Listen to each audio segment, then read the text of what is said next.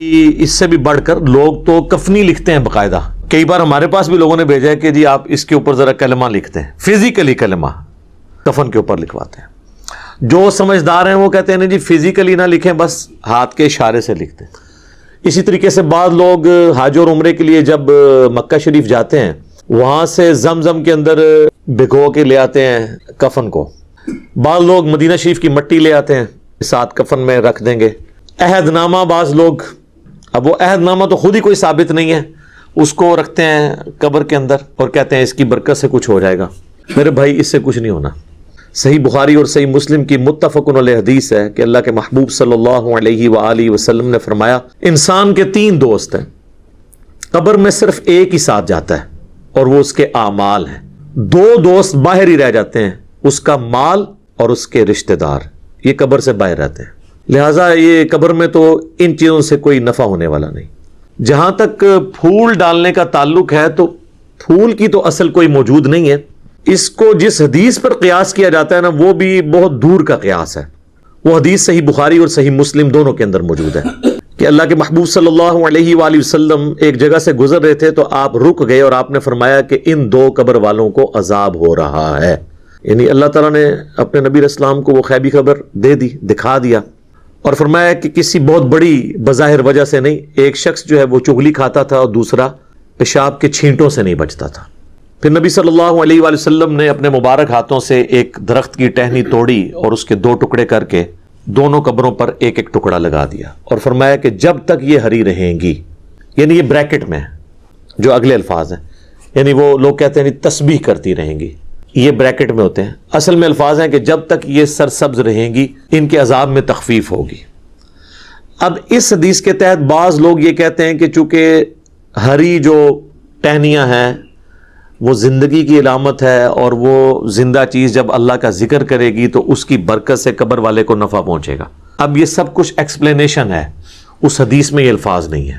اور اس ایکسپلینیشن کے ساتھ آپ اختلاف بھی کر سکتے ہیں. اس کی وجہ یہ ہے کہ چیز کوئی ہری ہو یا سوکھ جائے, دونوں حالتوں میں اللہ کا ذکر کرتی ہے. سورہ بنی اسرائیل میں آیا نا کہ کوئی ایسی چیز نہیں ہے جو اللہ کی حمد کے ساتھ اس کی تسبیح نہ کرتی ہو مگر یہ کہ تم اس کی تسبیحات کو سمجھ نہیں سکتے. سورۃ الرعد میں آیا کہ یہ جو بجلی گرجتی ہے الرعد, یہ بھی اللہ کا ذکر کرتی ہے. تو کوئی خشک چیز ہو یا کوئی تر ہو, ہر چیز اللہ کا ذکر کرتی ہے. بعض محدثین کا یہ موقف ہے کہ یہ حضور کے ہاتھوں کی برکت ہے کہ آپ علیہ السلام نے اپنے مبارک ہاتھوں سے وہ ٹہنیاں لگائیں اور اس کی وجہ سے ان کے عذاب میں تخفیف ہو رہی ہے. تو یہ بات زیادہ وزنی لگتی ہے. بہرحال اس سے اصل ثابت ہو گئی کہ آپ ٹہنی لگا سکتے ہیں. پھول ڈالنا یہ تو فضول خرچی ہے کیونکہ وہ تو آپ نے خرید کے ڈالنے ہیں اور پھر آپ کے وہ کام بھی نہیں آنا ہے. ٹہنی تو پھر بھی جو آپ تشریح کرتے ہیں کہ جب تک ہری رہیں گی وہ تو ہری رہیں گی, پھول تو کچھ عرصے کے بعد ویسے ہی خشک ہو جانے ہیں, آپ کا مقصد پورا نہیں ہوگا. تو ٹہنی ہی لگائیں, اتنی دور کا قیاس نہ کریں. اور پھر پھولوں میں ایک رسپیکٹ والا معاملہ بھی آ جاتا ہے اور اسلام میں قبروں کی یہ والی رسپیکٹ نہیں ہے کہ لوگ وہ اس کی اس قسم کی رسپیکٹ کریں. ویسے تو ہر مسلمان کی قبر کی رسپیکٹ ہے. صحیح مسلم میں حدیث ہے کہ کوئی کسی مسلمان کی قبر پہ بیٹھے اس سے بہتر ہے کہ انگاروں پہ بیٹھ جائے. یعنی قبر کی آپ توہین نہیں کر سکتے, وہ اپنی جگہ ہے, لیکن اس طرح کی رسپیکٹ بھی نہیں کر سکتے کہ معاملات اتنے آگے چلے جائیں. اور عموماً جو قبروں کے اوپر چادریں چڑھائی جاتی ہیں, یہ پھول ڈالے جاتے ہیں, وہ اس قسم کی رسپیکٹ ہے. اور اس طرح کی رسپیکٹ تو نبی علیہ السلام نے اپنی قبر کے بارے میں فرمایا. مسند احمد میں حدیث ہے اللہم لا تجعل قبری وثنا یعبد, اللہ میری قبر کو ایسا بت نہ بننے دینا کہ لوگ اس کی پرستش شروع کرتے ہیں.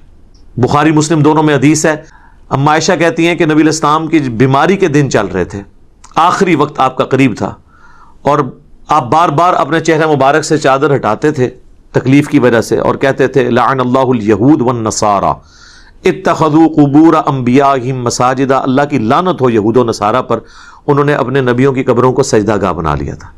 اور اما عائشہ کہتی ہیں حضور یہ اس لیے بات کر رہے تھے کہ آپ ہمیں ڈرا رہے تھے کہ آپ کی قبر کے ساتھ یہ کچھ نہ کیا جائے. اور آگے اما عائشہ کے الفاظ ہیں بخاری مسلم میں کہ اگر ہمیں یہ خطرہ نہ ہوتا کہ لوگ رسول اللہ کی قبر پہ سجدے شروع کر دیں گے تو ہم بھی زائرین کی زیارت کے لیے اس قبر مبارک کو اوپن چھوڑ دیتے, لیکن ہم ڈر رہے تھے.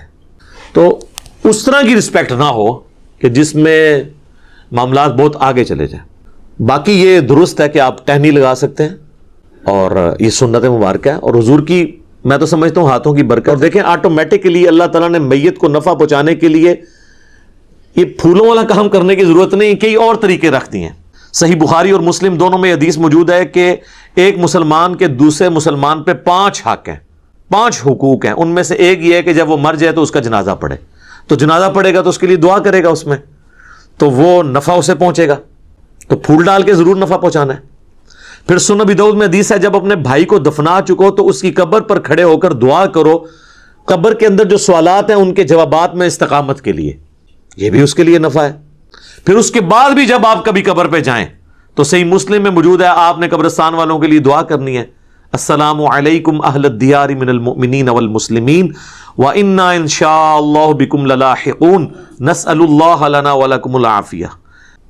اے جو مسلمان مومنین اور مسلمین یہاں پہ جتنے بھی لوگ دفن ہو, تم پر سلامتی ہو. ہم بھی اللہ نے چاہا تو عنقریب تمہارے پاس آنے والے ہیں مر کے. ہم اللہ کے حضور تمہارے لیے اور اپنے لیے عافیت کا سوال کرتے ہیں. تو یہ دعا کا بھی نفع ہے. وہ آپ نے قبرستان جب بھی جانا ہے دعا کرنی ہے تو وہ بھی نفع اس کو پہنچ رہا ہے. اس کے علاوہ کچھ رسومات ہیں وہ بھی صحیح ہے, جس طرح صحیح مسلم میں حدیث ہے کہ حضرت عمر بن عاص کی جب موت کا وقت قریب آیا تو بڑی لمبی وہ حدیث ہے, اس کے اینڈ پہ الفاظ ہیں جب میں مر جاؤں تو میری میت کے ساتھ کوئی نوحہ کرنے والی عورت نہیں لے کے جانی, ساتھ نہ کوئی آگ لے کے جانی ہے, اور جب مجھے دفنا چکو تو میری قبر پر پانی چھڑک دینا. تو اس سے پتہ چلا کہ قبر پہ پانی چھڑکنا سنت ہے.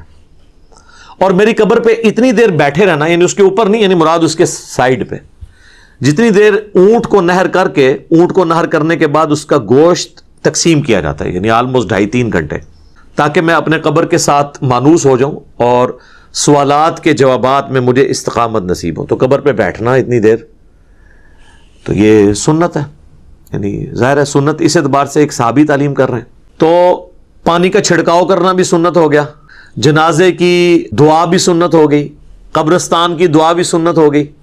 اور سورۃ الحشر میں تو اللہ تعالیٰ نے کیٹاگوریکلی فرمایا ربنا اغفر لنا ولاخواننا الذین سبقونا بالایمان. اہل ایمان کی نشانی ہے کہ وہ اپنے سے اگلے جو لوگ گزر چکے, مر چکے, ان کے لیے دعا کرتے ہیں. تو وہ تو ہم عام دعاؤں میں بھی ہمارا حصہ ان تک پہنچتا رہتا ہے, وہ ہم نے دعا کرنی ہے ہر صورت میں. باقی اللہ کی مرضی کسی کے حق میں دعا قبول کر لے.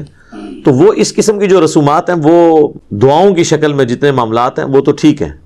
اس طرح قبر کے اوپر چادر ڈالتے ہیں تو یہ تو کوئی ثابت نہیں ہے. صحیح مسلم میں حدیث ہے کہ نبی علیہ السلام کی قبر میں سرخ رنگ کی چادر بچھائی گئی تھی آپ کے جسم مبارک اور مٹی کے درمیان, تاکہ یعنی وہ مٹی نہ لگے جسم مبارک اور کفن کو. تو قبر کے اندر آپ چٹائی بچھا سکتے ہیں, یعنی اس کو میت کو مٹی سے بچانے کے لیے, یہ بالکل درست ہے. اور قبر کے اوپر پانی چھڑکنا مٹی کے بعد ڈالنے کے بعد یہ بالکل درست ہے. اور میرا خیال نہیں ہے کہ اس میں آپ کو کوئی عطر وغیرہ کی بوتل ضائع کرنے کی ضرورت ہے, اس لیول پہ جانے کی ضرورت نہیں ہے. پھولوں کا جہاں تک معاملہ ہے وہ تو کوئی اس طریقے سے ثابت نہیں ہے. اب وہ جس طریقے سے قیاس کر رہے ہیں تو وہ پھر قیاس ملٹیپلائی ہوتا جائے گا, اور مجھے اس کی کوئی لاجک سمجھ نہیں آتی, کیونکہ اس میں فضول خرچی والا عنصر بھی اور قبر کی ایک ضرورت سے زیادہ تعظیم والا معاملہ بھی آ جاتا ہے جو اس میں فٹ ان نہیں بیٹھتا. خصوصاً ہمارے معاشرے کے اندر تو آپ کو پتا ہے کہ یہاں ہم یہ رسک نہیں لے سکتے کہ لوگوں کو اپنے اپنے معاملات کرنے کی اجازت دیں. یہاں تو لوگ قبروں پہ اذانیں دے رہے ہیں, یعنی اگر قبر پہ اذان ہوتی تو نماز جنازہ سے پہلے اذان ہو جاتی نا, وہ تو نماز تھی, اس سے پہلے اذان نہیں ہوتی. جب نماز جنازہ سے پہلے اذان نہیں ہے تو قبر کے اوپر اذان کہاں سے؟ پھر میت کے ساتھ جاتے ہوئے وہ لا الہ الا اللہ اونچی آواز میں پڑھتے ہیں. آپ اگر کہہ دیں کہ یہ ثابت کیوں کہتے ہیں, آپ کلمے کو نہیں مانتے. آپ دیکھیں کہ کس کس قسم کی چیزیں ساتھ جوڑی ہوئی ہیں. بھئی اگر اسی چیز کے طریقے سے چیزوں کو منوانا ہے تو پھر کل کو ہم کہیں گے کہ آپ جنازے کی اذان اور عید کی اذان شروع کریں, تو یہ کہیں گے نبی علیہ السلام نے نہیں دی ہے, ثابت نہیں ہے. تو آپ کہیں پھر ہم ان کو پھر یہ کہیں گے کہ پھر آپ تو اذان کو ہی نہیں مانتے. تو یہ کیا کہیں گے کہ ہم مانتے ہیں لیکن جدھر ہے وہاں مانتے ہیں نا. تو سر ہم بھی وہیں پہ اذان مانتے ہیں جہاں پہ ہے, ٹھیک ہے نا جی. تو وہ بس اس طرح سے چیزیں ان لوگوں نے بنا دی ہیں. اب کیا کیا جائے, اس طریقے سے کسی کو کوئی نفع نہیں پہنچایا جا سکتا زبردستی دھونس کے ساتھ. میت کے لیے دعا کریں. صحیح مسلم میں حدیث ہے کہ مرے ہوئے شخص کو, میت کو صرف 3 چیزوں کا ثواب پہنچتا ہے. نمبر 1 صدقہ جاریہ, اس نے اپنی زندگی میں کوئی ایسا کام کیا جو بعد میں بھی جاری ہے. دوسرا فرمایا علم کی بات, جیسے امام بخاری نے صحیح بخاری لکھی، امام مسلم نے صحیح مسلم، قیامت تک لوگ اس علم سے نفع حاصل کریں گے تو امام بخاری امام مسلم کا آٹومیٹکلی ثواب مل رہا ہے۔ اور تیسرا فرمایا نیک اولاد جو اس کے لیے دعا کرتی ہے اس کا بھی ثواب ملے گا۔